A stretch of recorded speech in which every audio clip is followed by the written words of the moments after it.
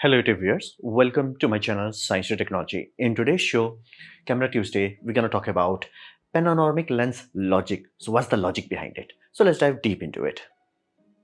So you have to understand, we have to get some historical context so we can understand what the hell is going on. First you have to understand, digital is a very new thing. Like before this era of digital, we had analog era. Now in that analog era, we had two independent ecosystems, not like today. Today, basically cinema and TV both are digital. Back in the old days, cinema was cinema, TV was TV, meaning TV was completely analog, cinema was completely different. So film came first. Let that be very clear. This puppy, the positive, this came very early on. And yes, they are called positive. What you see negative, it's a negative. To project, you can't just magically invert it. You do need a positive. So these are positive. So positive came kind of a bit late, but they were early on. And TV came in 1920s. Now let that be very clear. TVs were surprisingly like a magic technology because there was no ability to record.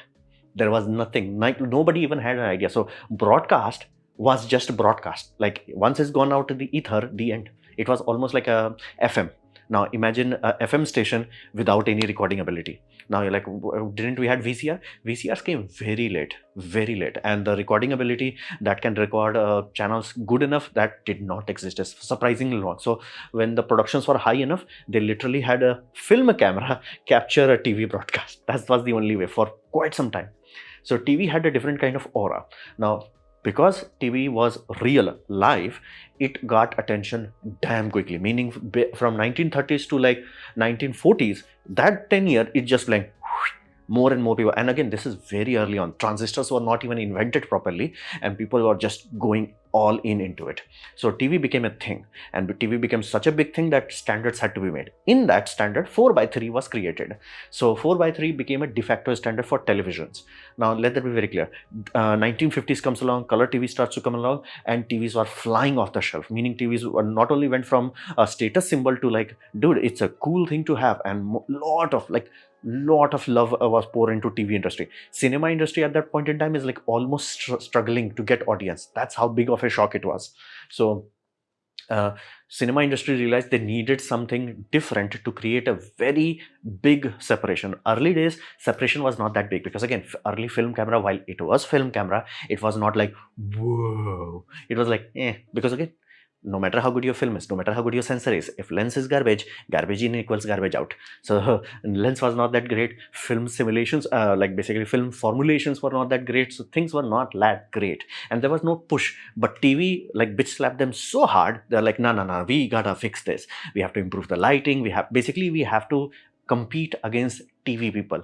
And that created a war, sort of format war, so to say. Basically, this puppy, the celluloid industry had to make certain changes.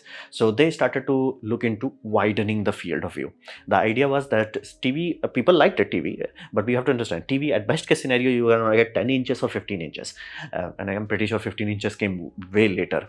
So you had something, a small box versus a big screen. But again, big screen, blurry screen does not matter. So you have to do something tangible with it. So you make it wider. So your periphery visions is also covered. That fundamentally creates a different kind of view where it's like, whoa. So cinema needed a whoa. And they needed a way to basically shoot and project the wide field. So they tried many things, and now for anamorphic lenses became a de facto standard. So this is the history part of it. Now you have to understand, movie and production needed a way to basically stand out from TV broadcasting. So the first really bonkers idea was like, what if you had a film camera that was synchronized 3 film cameras? One was looking this way, one was looking this way, one was looking from center, and you had a 3 roll of film being captured in synchronization. And instead of 24 frame per second, at 26 frame per second. And they're like, okay, how do you project it? Well, you have 3 independent projector. Again, you sync it, and then you project it on a very curved screen. Now this was mind-bogglingly like, it's actually wider than IMAX, and again, fidelity wise, because it has 3 optical lenses, it really was good. And be mindful, for that time they had 7 channel audio, so they went all out.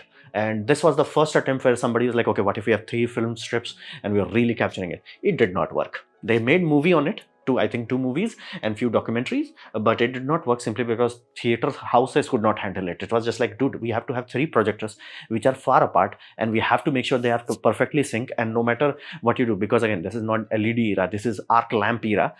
If the brightness fluctuated between three projectors, you will literally see three sections flickering. That was not acceptable. So three film strip was tried, but it was like too cumbersome, and too, like, quality was good, it's just that not good enough in terms of usability, and not to mention zoom lenses could not be utilized. But again, back in those days, zoom lenses were mostly for gimmick, because again, lens quality was not that good in 1950s. Basically, what lenses we are just like trolling away right now is like, oh, the lens is not. Find the modern lenses made in 2020 that people are like, ah, dude, this is not sharp enough. Compare that to what we had in like 1930, and go back into World War. They're like, what is this magic technology? That's how far we have came.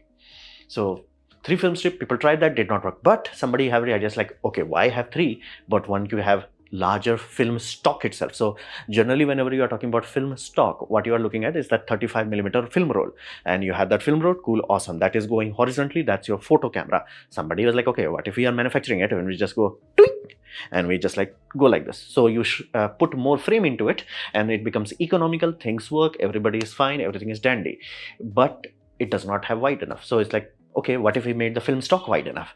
This is one good thing about film system. You can make the stock any size you want, as long as you have phone call with Kodak. So Panavision released a very wide format known as Panavision 70. This puppy. Stanley Kubrick shot a 2001 Space Odyssey into that. It's huge. The actual film, the film that was developed in a camera, it's huge, like freaking huge.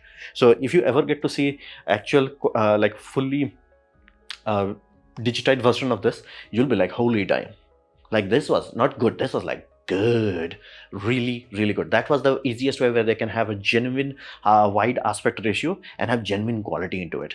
Now let that be very clear, this still can be used, it's just that you have to be richer than Christopher Nolan in order to even attempt this.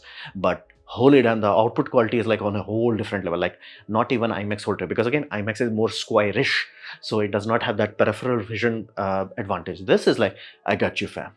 Like, I got you, fam. So we started with, now here's the deal, this works, but it's ludicrously expensive. So they're like, okay, what is the next best option? Next best option is lens. Now this is around 1950s, and people like finally started to make lens good enough. Let that be very clear, lens were available, anamorphic lenses in 30s, and again, due to spy cameras used in satellites, yes, spy cameras used to have actual film, and they used to yeet satellite canisters into capsules. That capsules you're supposed to capture from the sea, and then you develop it, and it's like, ta-da, what Russia is doing. So, or Soviet Union, sorry, Russia was not invented yet. So back in that day, anamorphic systems were developed, but they were not sharp enough, and they had a very weird issue, is that if you came close to the lens, you will look very distorted. Far enough, good. Again, spy camera. Far, GG. Come close, it's like, no. So they wanted to start to use it. Lens optics were not good enough. Formulations were not good enough. But slowly over time, it became good enough. And this finally cracked the code. It's like, hey, everybody use anamorphic lens. Now, why? Because here's your film projector is exactly the same, your film camera exactly the same. Then what do you change? You just change the aspect ratio utilizing lenses, and that exact lens you send it to your basically cinema house, assuming they have a basically silver screen wide enough. Done, problem solved. That became the de facto standard. So are there any digital basically camera that has this sort of thing? Yes, one red camera has that and one RE has that, but almost nobody else touches this ultra wide aspect ratio. But if you really shot on that, it would be completely different. And you're like, okay, what about IMAX? IMAX is like a bit more squarish. So you have other camera companies that have very squarish sensor, but again, that ultra wide is super rare. So anamorphic lens became, because again, development in lens and the easy adaptability, it became the standard. Everything else faded away, that became the standard, and that's why how cinema kept itself relevant from basically 1950s to 2000s. Now something bad happened in 2000s, which we call 16:9. Now 16:9 happened simply because digital era was here, it was real, so people started to switch to HD, this puppy, 1080p. Now this puppy had basically 5x the bandwidth what we are used to in televisions. So people are like, okay, we have 5x the bandwidth. How would you arrange it. So 16 by 9 ratio was chosen. Why? Because the idea was, what if you want to show cinema? Because again, cinema was a very big deal, showing in cinemas, in TVs. A lot of directors used to hate that idea, but again, money. So they're like, okay, how do you show something? Because if you make it 21 by 9, cool, cinema is awesome, but when you show TV, most of this place would be just black box. So 16 by 9 was a good compromise between 4:3 and 21:9. That is cinema ratio. So cinema ratio, you will get letterboxing. It will still have that dynamic feeling. And again, in LED TV, OLED TVs, that black box is not an issue, because when I'm watching that in this, it disappears. And again, that's why the black fiber is, it just disappears. You do not have to worry about it. And when you are watching 4:3, which again, whole of TV catalog, again, TV catalogs are being sold in DVDs. This is the same era DVD became a big deal. So they're like, okay, even that space will not be wasted. So you'll have very little black bar if you are watching 4:3, and very little black bars if you are watching cinema widescreen. Basically, it's the best of both worlds. So 16:9 became the de facto standard in 2000s. So when HD was selected, they're like, okay, we're gonna go with 16 by 9. Now 16 by 9 is now dominant feature. Now what does that mean? That simply means even movies are being shot in 16 by 9. Like, movies are no longer getting that. Again, some movies are, but more and more movies, the actual raw file is like 16 by 9, because again, they know theaters are not doing that well, especially after pandemic. They're like, and again, many movies are what we call straight to TV, straight to Netflix, or things of this nature. It's like, why bother? And not every theater also has that ultra wide projection area. So they're like, 16:9 somehow became de facto for everything. So TV, again, everybody was like, okay, why we are wasting space? We switch to this. Cool, awesome, GG. Cinema is like, okay, why we are wasting screen? Switch to this. Everything now has 16 by 9. So currently 16 by 9 is the king. So you do not have to use anamorphic lenses anymore. It's like, you can use it, it's just not recommended. And you're like, okay, what about IMAX? Now IMAX is just basically 70 perforations film stock. Instead of going vertical like Panavision, it goes horizontal. So it has a lot of surface area. Cool, awesome. But it's far more squarish compared to old school 21:9. So it's not as wide, so to say. Now again, that creates an issue for people who are packaging this as a movie in Blu-ray disc, because again, that was another aspect. Is like, companies wanted to make money from selling of Blu-rays, and again, a lot of movies became successful because they were big deal in DVDs or VHS. So they also wanted the same thing for Blu-ray. So like, but again, how would you package in Blu-ray? Do you package it with black bars, or do you zoom in to 16 by 9 but have crops? So you'll find some weird options in early Blu-rays. So that's why even cinemas was slowly pushed into 16 by 9, because again, home video was a very big deal, and again, Netflix were becoming a big deal. So they're like, okay, just slowly go by 16 by 9. So IMAX, you could still find a scenario where somebody is like, okay, zoom in into IMAX frame, and tada, and that's how IMAX advertises. It's like, tada, see more. It's not see more, it's a improper basically feeling of the frame. You're supposed to have black bars, not supposed to zoom in. They're like, see greater than ever before. It's like, dude, you're zooming in. You're not supposed to do it. It's like, the best example of this is Snyder cut of Justice League. They zoomed in. The theater release, they just zoomed in, and they're like, it's okay. And then they're like, oh, 4:3. It's like, dude, there is no projection screen that can show that. Not even, most IMAX screens are also not even exactly that size. Some, very few are that. But again, that's a personal choice. Some people love widescreen. Again, for me, I want movies to be wide. And TV, I do not care. But movie, I do want that like wide feeling. That's like very ingrained into me. But again, for current generation, that's not a big deal, because again, most of them are growing up with 16 by 9 movies. So IMAX, and again, you must have heard this 2K is just a bit bigger than full HD. Either it would be a bit wider or a bit taller. And that is generally utilized in order to have a bit more oomph. So Star Wars was shot in full HD. That was the first time digital camera was used in such a big production. 16 by 9 basically at this point in time is the de facto standard. Everything works around 16 by 9. So question becomes, who needs this sort of anamorphic lens as well? First thing, this is law of physics, it cannot be violated, is that you will lose fidelity. Meaning, if you have glass elements that are being contorted in one axis, not in two axis, in one axis, it will have a certain degradation. You cannot bypass that. That's the law. Okay, that will be there. So if fidelity is your core aspect, do not touch these lenses. It's like, I want sharpness beyond sharp. Don't touch this. And but here's deal, let that be very clear. When you are looking into small cameras and all that, you are always talking like how how what is the low noise and this and that and dynamic range and megapixel. It does not matter in cinema industry. In cinema, it's all about look and feel, because you are projecting it in a large screen. The feel of it matters more than the technical quality of it. So if companies like JJ Abrams like, bro, I need that lens flare, I want that sci-fi techno vibe, man, I want that laser vibe, so he can just go YOLO on it. It's like, does not matter whether the frames on the edges would be a bit blurry. Does not matter. It's like, I want this look, the end. Question ends there. It's like, sir, it's not sharp. Does not matter. Oh, and let that be very clear. The lens flare look is very unique. JJ Abrams productions are very good use of it. Michael Bay also does some very good works with that. Some other people have tried it, but they either add too little of it or add too much of it. So, but again, it's a personal choice. Some people enjoy it, some people are like, what are you doing, my man? But that's up to you.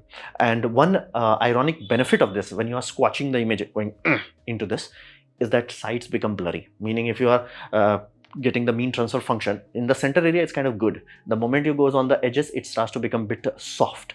Now, why is a good thing? Well, your brain is programmed in such a way to collect maximum data. As in, if you have a blurry edges and sharp center, your brain will automatically focus in the sharp center.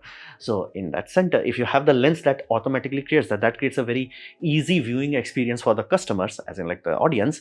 They will not even pay attention. It's like, why I'm not looking at the sides? It's like, it's inherently your psychology is guiding it. It's like, some people love that. It's like, hey, what if I use the lens and we can just focus on this area but don't have too much on the edges, but still have edges? Then like, why bother with edges? The more edges you have, the better it is for your peripheral vision, so it feels more immersive. That's the whole point. You keep hearing the immersive. How do you make immersive? Cover more of your optical view. So this gives best of both worlds. Basically, your eyes are forced in the center because of the blurriness. And again, when I'm saying blurry, it's very subtle, but if you have a chart, you can like, I see it. So that's the whole point of it. So your eyes is drawn into it. You get a very unique look of linear lens flares, which again, a lot of people love and a lot of people hate. That's up to you. So do not go dive deep into this lens ecosystem. It's like, wow, sharp it is, how this. No, it's not. It's not. And if you truly need this aspect ratio, go with the digital camera that has the sensor of that size. And again, if you need look of this, then go into that. So how can you deal with this? Well, please rent the goddamn lens or buy it from somewhere where you can have easy return policy. Like, do not just go YOLO on it, because you would be shocked. It's like, if you know what you are getting into and this is what you want, awesome, you're gonna have fun. But if you're like, okay, some movies used to use that, it's like that era has passed long ago. Like long ago. Again, more and more movies are directly being released into streaming, so that era of where it's like having that giant thing is gone. Like again, there will be some Oppenheimer, there will be some this and that, but there are very few, so it does not matter that much. And again, IMAX nobody uses as that sort of squashing, because it will make it huge. Imagine if you had that and you squashed it, it will look huge. I do not even think anybody has projection screen that is 180 degree. It's like it would read a projection area 180 degrees. So let that be very clear. It's a stylistic lens. Choose it for that style. Do not choose, I want sharpness, I want cinema look and feel. No, that era is gone.